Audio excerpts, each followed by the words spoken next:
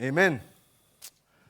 Hallelujah. So, we continue with our series in the book of Romans, mga kapatid, no? So, we are still, kuha na tayo, more than halfway, 2026.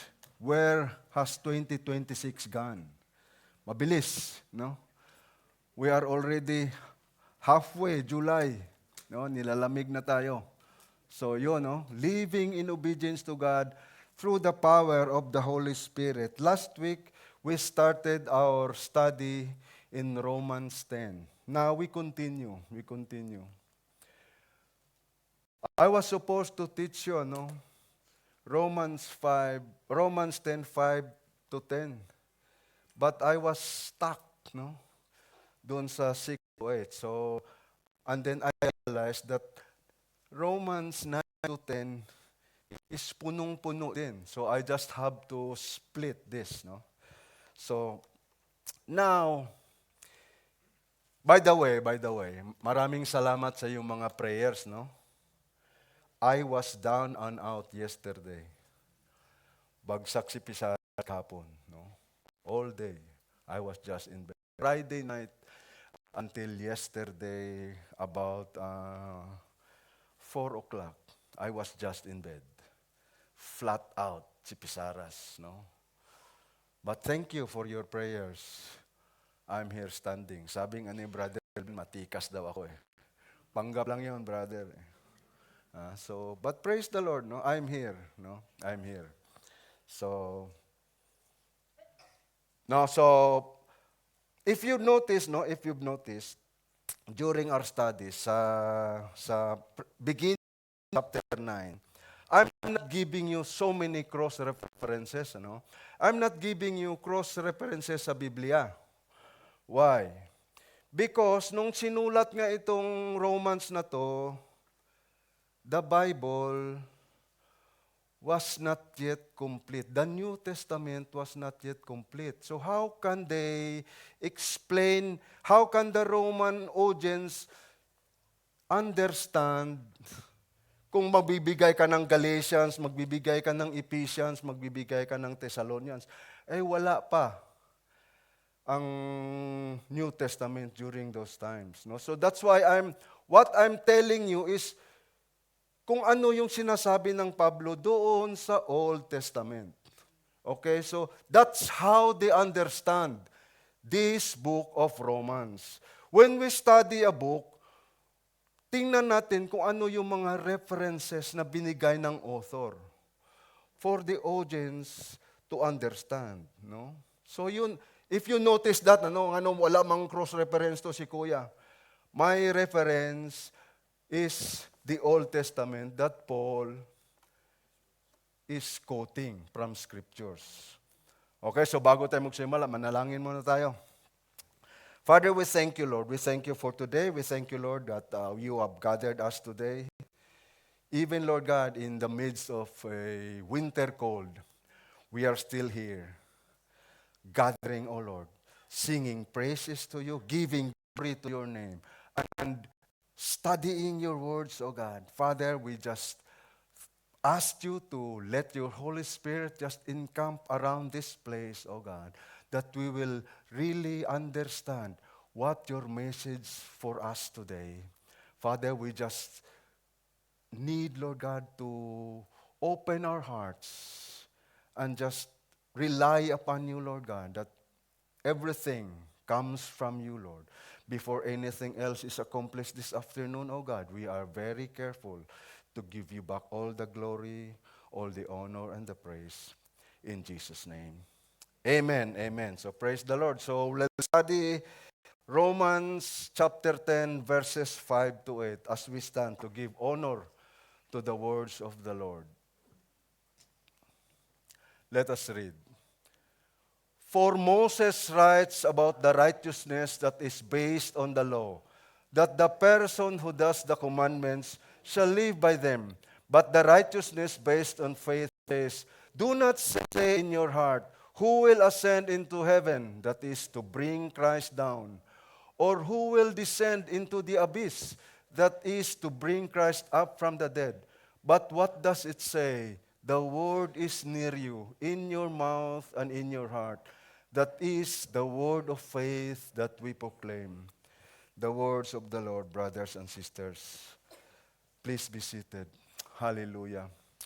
As we pray, Father, your words, O God, your words, Lord, are truth. Once again, we acknowledge that you alone, O God, is truth. You alone, O God, is the way, the truth, and the life. And in your words, O God, we feed because you have said it, O God, man does not live by bread alone, but on every word that proceeds from your mouth, O God. May we digest, Lord God, your words, that we will be able, Lord God, to be nourished, oh God, and be able, Lord God, to really trust in you alone.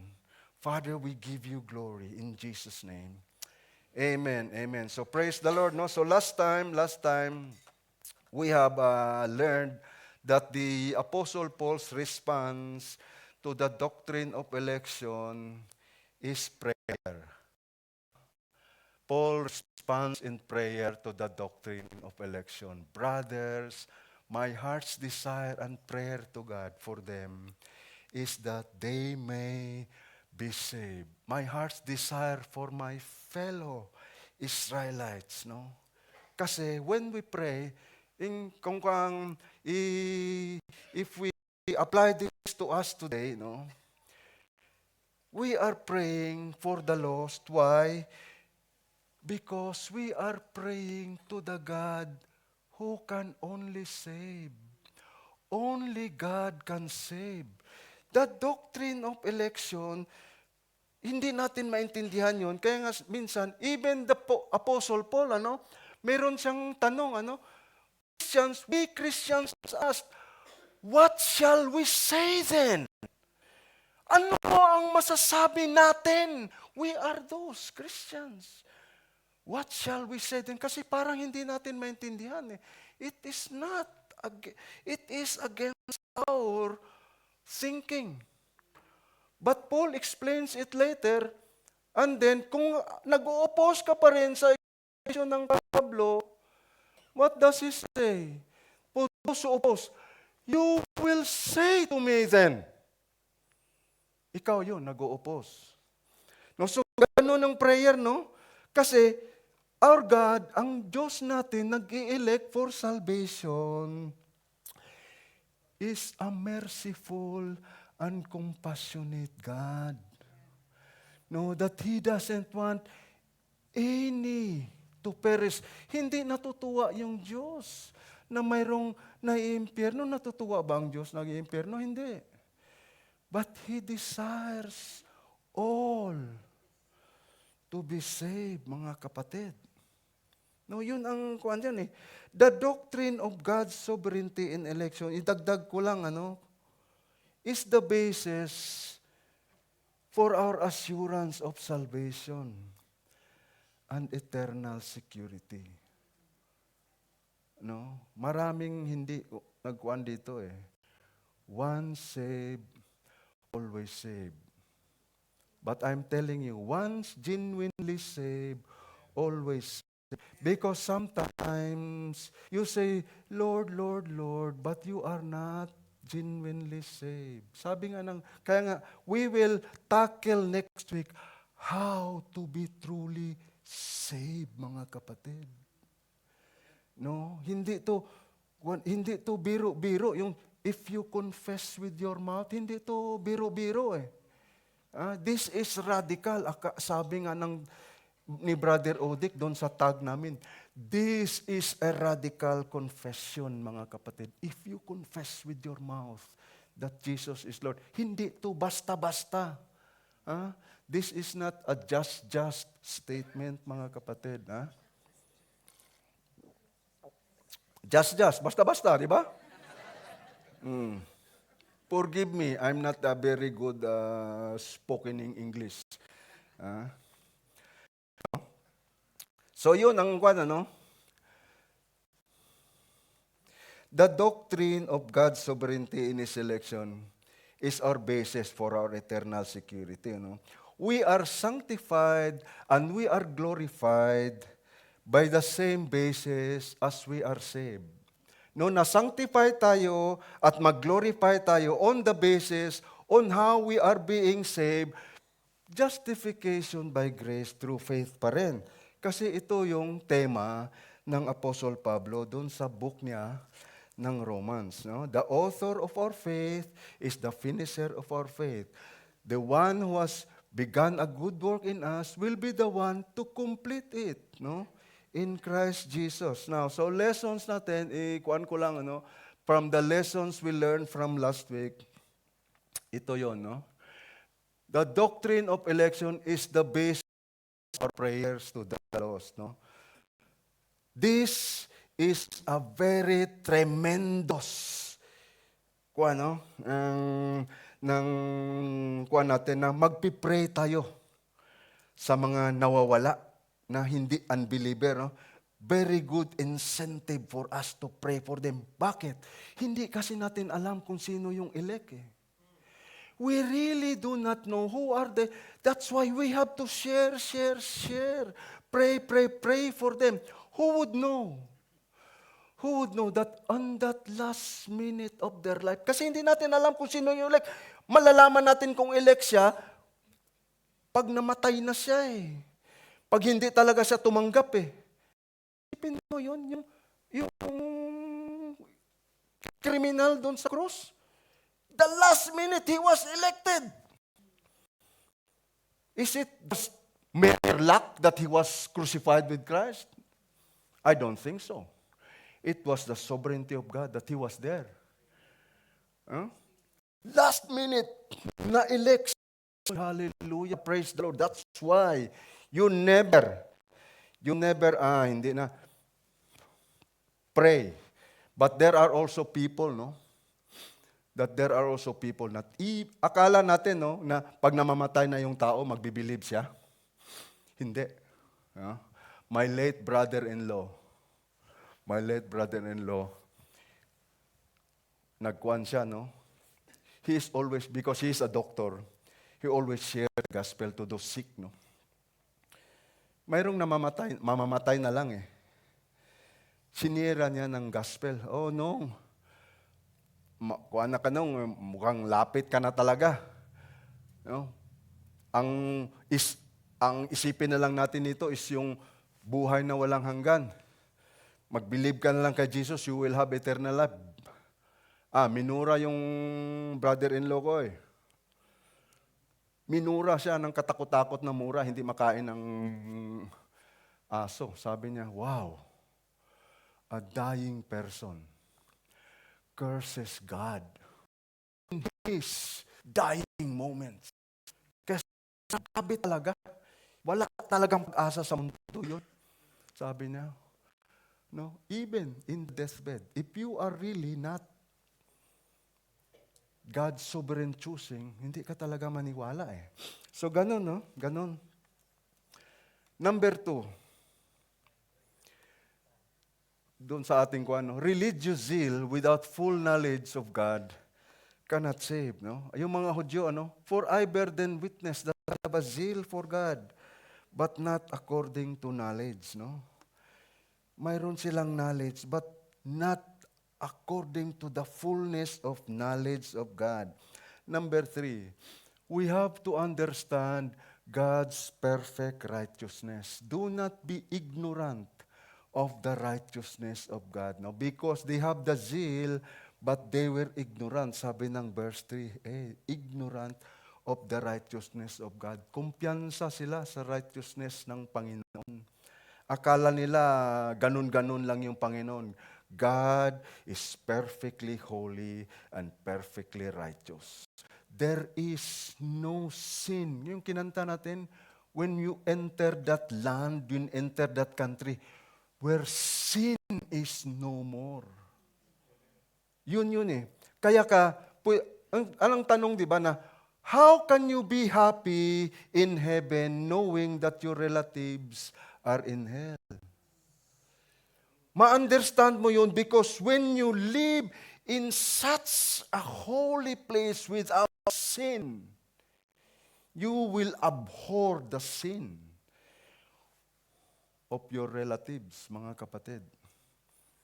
No? Yun lang ang kwan ko, ano? Yun. Kasi when you are such in a holy place, not stained with a single, even a white lie, yun na, you will understand the holiness of God. No?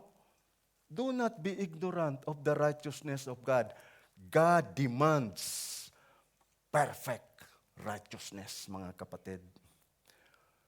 We have to understand that our self-righteousness is just filthy rags before God. Do not be seeking to establish your own righteousness, mga kapatid. No? And number 5, ang sabi doon, we have to understand that only God can provide perfect righteousness through faith in Jesus Christ. For Christ is the end of the law for righteousness to everyone who believes. So yun ang Romans 10:4. Now we continue with our verses in 5. Remember that ito yung, wag niyong kalimutan kasi ito, kasi pag ito na naman yung 5-8, magkukuha tayo, no? We are trying to kuha this book of Romans, ano? No, sabi ng Pablo, no? Kinokontrast ng Pablo yung righteousness by works of the law and righteousness which is through faith in Jesus Christ. No? Sabi niya, for Moses writes about the righteousness that is based on the law, that the person who does the commandments shall live by them. But the righteousness based on faith says, do not say in your heart, who will ascend into heaven? That is, to bring Christ down. Or who will descend into the abyss? That is, to bring Christ up from the dead. But what does it say? The word is near you, in your mouth and in your heart. That is the word of faith that we proclaim. 4, di ba? Nagsimula ng 4. Magkuhan ka sa Biblia niya. 4, sabi nga, for Moses writes about the righteousness. So, in-explain niya yung righteousness that is based on the law. And then, kinumpare niya between the righteousness that is based on faith on the Lord Jesus Christ.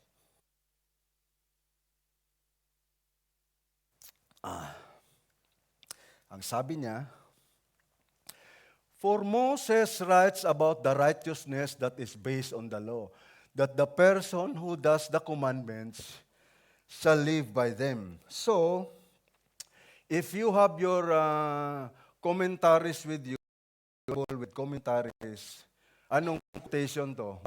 What verse of Old Testament scripture that this quote? Anong quote ito?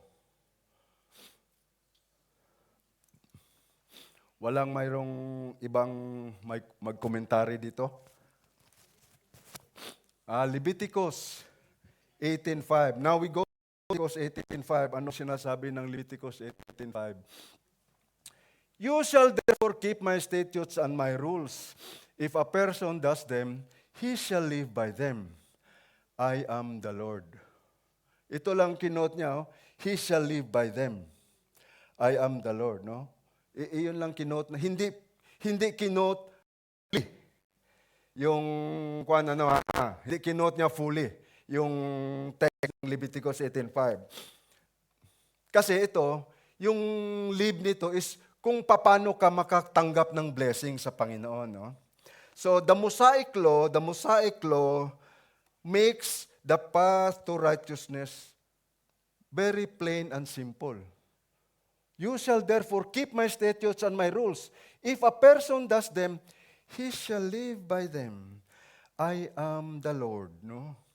Pero alam natin yung kwento ng Old Testament, nung Genesis hanggang doon sa Deuteronomy, sipyat yung mga Israelites, Sipyat. From the Exodus, pagdating pa lang doon sa Dead Sea, wala na eh. Windang na kaagad sila. Reklamo na kaagad eh. Pagdating doon sa wilderness, reklamo na kaagad eh. Pagpasok doon sana sa Promised Land, nagmamaktol kasi nakakita ng mga giants eh. Only Joshua and Caleb believed the promises of the Lord. So only Joshua and Caleb was able to enter that promised land. Patay lahat. 20 years old and above. No, they failed. So Paul is basically saying here that if you want to pursue righteousness with your own works of the law, you have to do it in perfection. No? But yung mga forefathers nila, hindi nagawa yun eh. No? Imaginin mo lang to, no? Imagine this. The Israelites, di ba, on that Mount Sinai. Mount Sinai.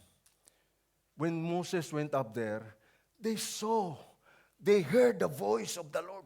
Kidlat. I am the Lord thy God. Pagbaka ng Moses, sabi, Moses, speak to us, and we will listen. You read that in Exodus 18, no? But let not God speak with us, lest we die. Natakot sila. Baka pag salita yung Diyos sa kanila, patay sila eh. No? That is how God showed His power to the Israelites. But then, pag punta ni Moses doon sa Mount Sinai, ng 40 days lang, anong ginawa nila? They made a golden calf. Worship the golden calf. 40 days lang, mga kapatid. They saw God's power.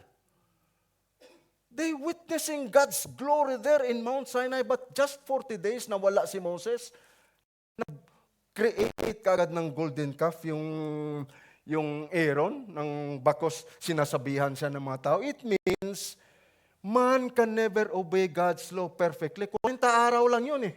Nung nagsabi yung Diyos ng ganito-ganyan sa mga, thou shalt have no other gods before me. Wala, 40 days lang nawala yung Moses. Wala na kaagad eh. No? So here, ito yung, he shall live by them. Ito yung Leviticus 18 na to. Sa Leviticus 18 na to, hindi naman to eternal life, is it not? This is not speaking about eternal life, no? Because it is just speaking to them, pagpasok nila sa promised land. Blessings when they enter the promised land. But dito, sa paggamit ng Pablo, for Moses writes about the righteousness that is based on the law, that the person who does the commandments shall live by them. Itong shall live by them, Paul is teaching us about justification to, mga kapatid. Kasi he is talking about salvation. So he is comparing the blessings of Israelites in the promised land to justification to us now after the Lord Jesus Christ has died. No, ito yung ebanghelyo na sinasabi niya. And then after that, no, sinasite din ng Pablo yung verse na ito na pag nag-attempt ka on your own righteousness, you will fail, no? You will fail because man really cannot do everything that God commands, no? Yun yung verse natin last week, binasa natin, no? The righteousness of God is through faith. But now the righteousness of God has been manifested apart from the law, although the law and the prophets bear witness to it, that the righteousness of God through faith in Jesus Christ for all who believe. No, yun ang basis ngayon, no. Balikan natin yung verse 3 o yung chapter 3 ng sinasabi ng Pablo. Kasi kung basahin itong Romans, it is only about 1 hour, mga kapatid, no? Pero tayo 2 taon na tayo nagkukwento, no? Siguro sa Romans, naintindihan ka nila kaagad to. That's why we have to ask the Roman church, naintindihan niyo ba yung sinasabi ni Pablo? Noon, kasi sabi ng kuya, 2 taon naming pinag-aralan to, hindi pa namin maintindihan eh. Ha? So yun, Now, gikontas ng Pablo yung righteousness by the works of the law against the righteousness that is by faith in Christ. No? 6-8. But By the word but, no? Contrast agad, no? Naalala nyo yung turo ni Brother Ode sa hermeneutics? But the righteousness based, it says, do not say in your heart, who will ascend into heaven, that is to bring Christ down. Or who will descend into the abyss, that is to bring Christ up from the dead. But what does it say? The word is near you, in your mouth and in your heart. That is the word of faith that we proclaim. No? Now, this righteousness based on faith is what? Yun dating pinag-usapan natin kanina. Ano? The righteousness of God through faith in Jesus Christ. No? Now, ang Old Testament quote naman ito is from Deuteronomy 9 and Deuteronomy 30, verses 11 to 14. Deuteronomy 9:4. Sinasabi dito sa Deuteronomy 9:4, do not say in your heart. Ito lang sinasabi, kinote ng Pablo. Ano? Tingnan nyo yung kwan nyo, ha? Tingnan nyo yung mga Biblia nyo sa Romans 10. Ito lang yung kinote ng Pablo sa Romans 9:4. Do not say in your heart. But the whole of the verses, after the Lord your God has thrust them out before you, it is because of my righteousness that the Lord has brought me in to possess this land. Whereas it is because of the wickedness of these nations that the Lord is driving them out before you. And Deuteronomy 30:11 to 14 says, for this commandment that I command you today is not too hard for you, neither is it far off. It is not in heaven that you should say, who will ascend to heaven for us to bring it to us, that we may hear it and do it. Or is it beyond the sea that you should say, who will go over the sea for us and bring it to us, that we may hear it and do it? But the word is very near you. It is in your mouth and in your heart, so that you can do it. Dito sa whole verse na to, yung red lang, those words in red are those only quoted by Paul, is it not? Yun lang, oh. Sa buong Deuteronomy 11 to 14 na yan, ito lang yung kinote niya. Parang indirect quote dun sa Old Testament, ano? Ito nga, itong verse nga ito eh. It seems na pinagsasabi na hindi naman mahirap mag-obey sa commandments, is it not? No? For this commandment that I command you today is not too hard for you, neither is it far off. No? So that we may hear it and do it. Easy. It is in your heart. It is in your mouth. So that you can do it. Looks easy. Di ba? Ang clue lang natin dito na walang hindi imposible ang paggawa nito is dito sa Deuteronomy 9, verse 4. Do not say in your heart, after the Lord your God has thrust them out before you, it is because of my righteousness that the Lord has brought me in to possess this land. Ito lang. Do not say in your heart, it is because of my righteousness that the Lord has brought me in to possess this land. Ito yung clue natin, mga kapatid, na God's blessings come to us by grace, not by our own efforts. Do not say in your heart, binigyan ko kayo ng mga panalangin na to because of your righteousness. Hindi. Hindi to sa righteousness mo, mga Israelites. Because of the wickedness of these nations that the Lord is driving him out before you. Yun ang clue natin na God's blessings come to us by grace, not by our own effort. Now, Paul adds this reference in Deuteronomy 30. For this commandment that I command you today is not too hard for you, neither is it far off. It is not in heaven that you should say, who will ascend to heaven for us to bring it to us, that we may hear it and do it. Neither is it beyond the sea that you should say, who will go over the sea for us and bring it to us, that we may hear it and do it. But the word is very near you. It is in your heart, mouth and in your heart, so that you can do it. What do you notice? Daming it. Ang it nito, what does the it refers to here? Commandment, is it not? For this commandment that I command you today is not too hard for you. It is not, no? Paano sa Romans 10? What does this it changed? Anong sabi?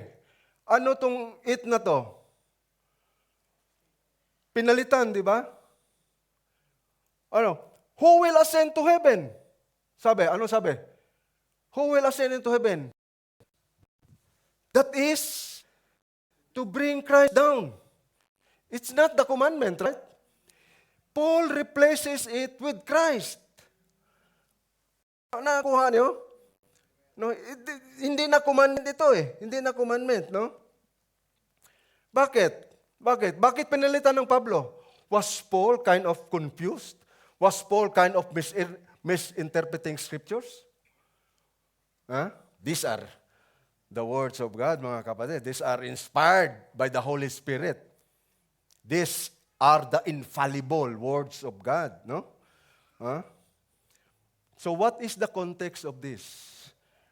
The proper Bible interpretation is context, mga kapatid. Ano bang context nitong Deuteronomy 30 na to? No? Deuteronomy 30, if you remember, ito na yung kuan ng Pablo ng Moses nung papasok na sila. Moses is reminding the Israelites before they go into the promised land all the covenants of God, no? Simula to ng 28 nagsabi yung Moses. Blessings for obedience and curses for disobedience, no? Sabi ng simula ng 28, and if you faithfully obey the voice of the Lord your God, being careful to all these commandments that I command you today, the Lord your God will set you high above all the nations of the earth. And then sa verse 15, sabi niya, but if you will not obey the voice of the Lord your God, or be careful to do all His commandments and His statutes that I command you today, then all these curses shall come upon you and overtake you. So, kinuha ng Moses yung mga curses nila pag na-disobey sila, no? And then, ito na sinabi. But before that, God promised them. God knows that they will disobey. But God promised them something. Anong pinalis ng Panginoon sa kanila? Going back to Deuteronomy 6. And the Lord your God will circumcise your heart and the heart of your offspring, so that you will love the Lord your God with all your heart and with all your soul, that you may live. Ito yung covenant promise ng Panginoong Diyos sa mga Israelita, mga kapatid. When God knows that they will disobey, God knows that they will be idolatrous, no? This is His promise. The Lord your God will circumcise your heart. Because, bakit? Because He always chooses a remnant, right? Nag-iwan talaga siya ng remnant eh. Kahit nagdi-disobey na yung karamihan, Joshua and Caleb believed. No? Yun yung kwanton. Always a remnant. In the time of kings, Elijah was there with 7,000 of his prophets that God saved, no, for a remnant, no. So this promise, no, points to the forgiving of the Lord. No? Ipo-forgive sila, no? And imparting new life to them. I will circumcise your heart and the heart of your offspring. Kung basahin natin sa Ezekiel, mayroong promise doon sa Ezekiel, I will give you a new heart. I will give you a new heart. Parang inoperahan ito, I will circumcise Kasi na-block na yung arteries mo eh. Blocked arteries. Mamamatay ka na eh. Atake na sa puso ka. Kaya inoperahan ka. Triple bypass ka siguro nito eh. Or kung heart transplant ka na eh. A new heart I will give you. No? Pero kahit na na-forgive na tayo, mawindang pa rin tayo. Ano? We are still, kaya nga doon sa 7, gusto kong bumait pero di ko magawa eh. Because I'm still here in this flesh. No? There are struggles. Hindi ka pa rin magiging perfect, di ba? So why does Paul face the commandment with Christ? Bakit? From the verse that we have just studied last week, no? For Christ is the end of the law for righteousness to everyone who believes. For this law of works, blah, blah, blah. Ito na yun kasi. Iyon ang kinuha. He is just telling that the impossible has been done by Christ, no? No? By Christ's death, He has satisfied the penalty of sin. Anong penalty ng sin? Death. The wages of sin is death. No? So when we believe in Christ, kaliwaan kagad eh. Believe in Christ credits righteousness. Your sins are in the cross. Kaliwaan to. Believe, credit. Kaagad, no? Ganun yan eh. These two questions, who will ascend into heaven or who will descend into the abyss? Ano to? This becomes idiomatic expressions of doing the impossible. Mission impossible. Di ba? Who will ascend into heaven? That is to bring Christ down. Who will descend into the abyss? Sino nakagawa nito?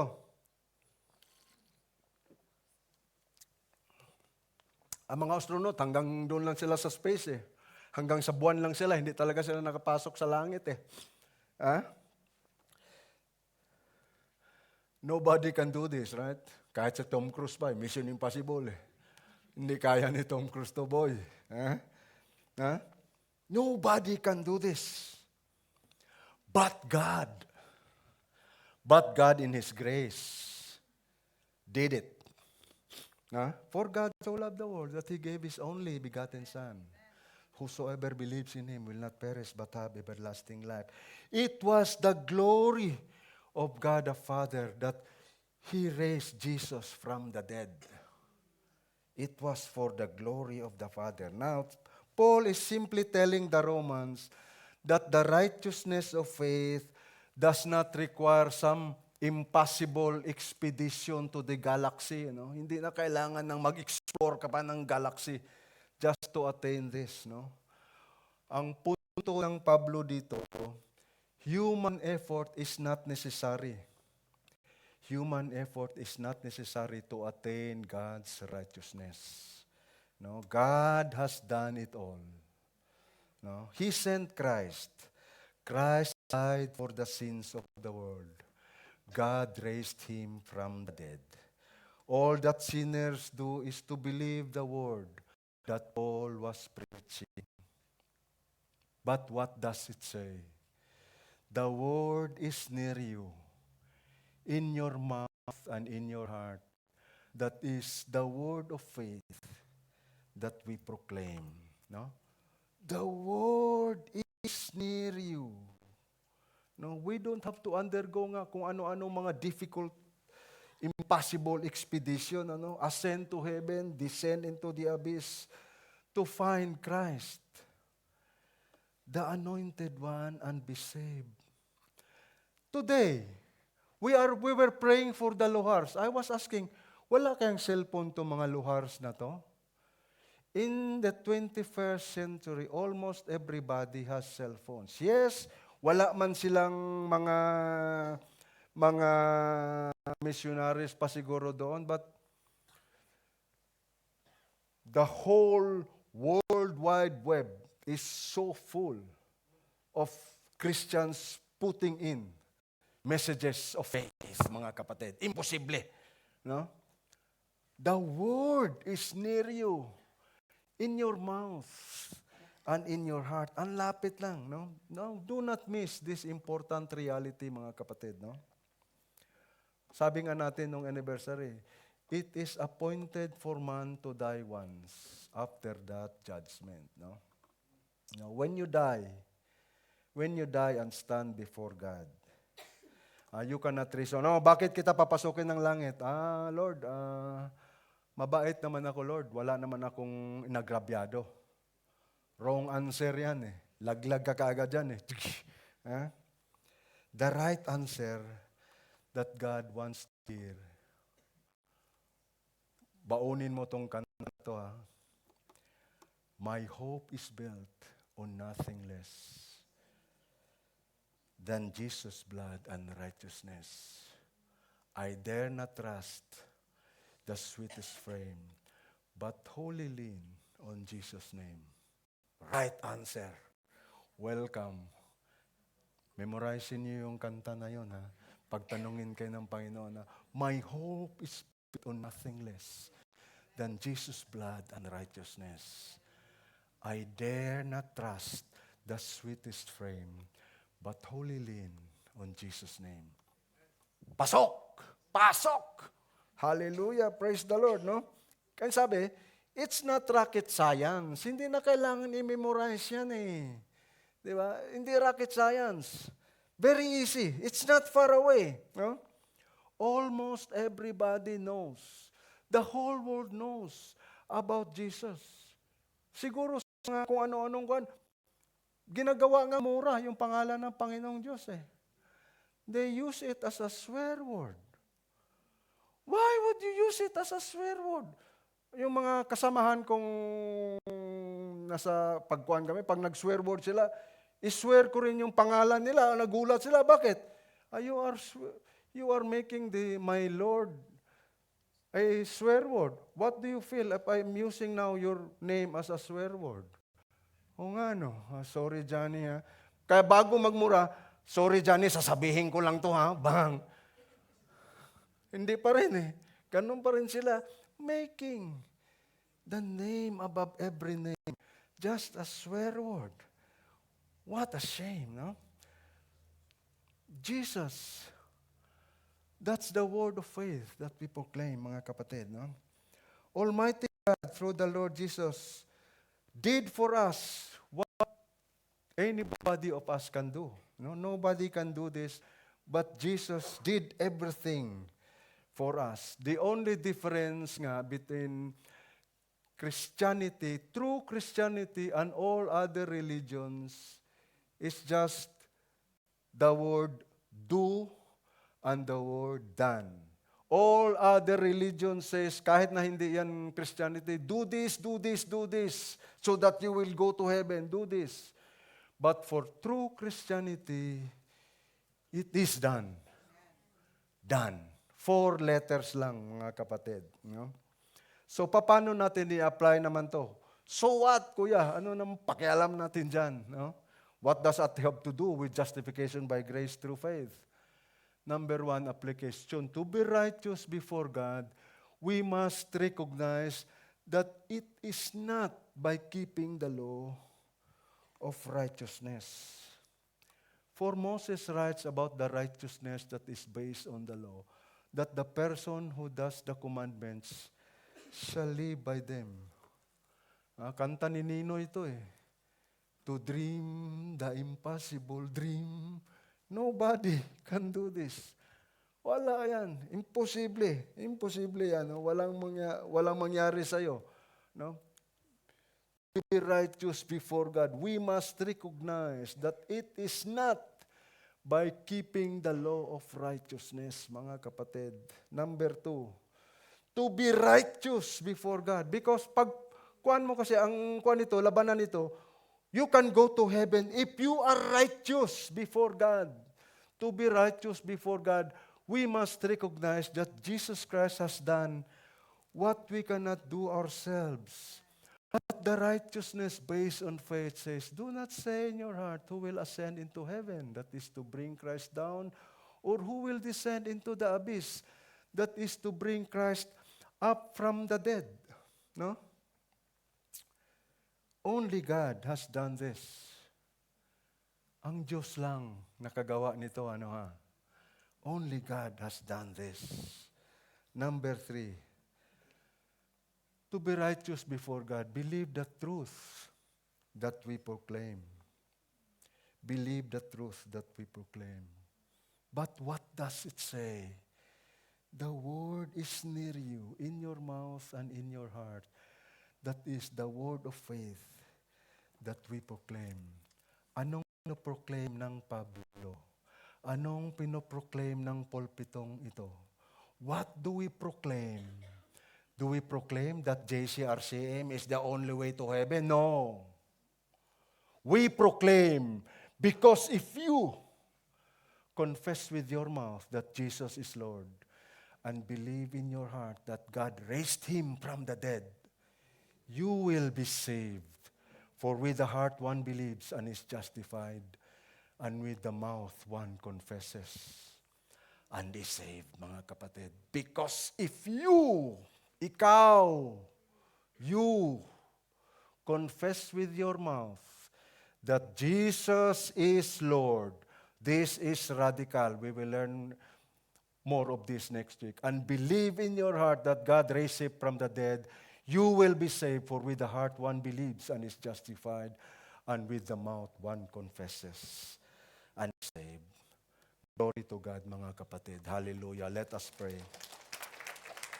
Father, maraming salamat, O God, that it is not of us that we can go to your kingdom, Lord, but that it is only by the name of Jesus, who is the Lord of all, that you have sent to become flesh like us and lived a perfect life, died for the sins of the world, that if we believe in that name, O God, we will be saved. Thank you for your truth, O God. Thank you that we can attain this righteousness through faith in your one and only Son, Jesus Christ. Father, we thank you once again for this gift of eternal life for those who believe. Father, we thank you once again in Jesus' name. Amen. Amen. Praise the Lord.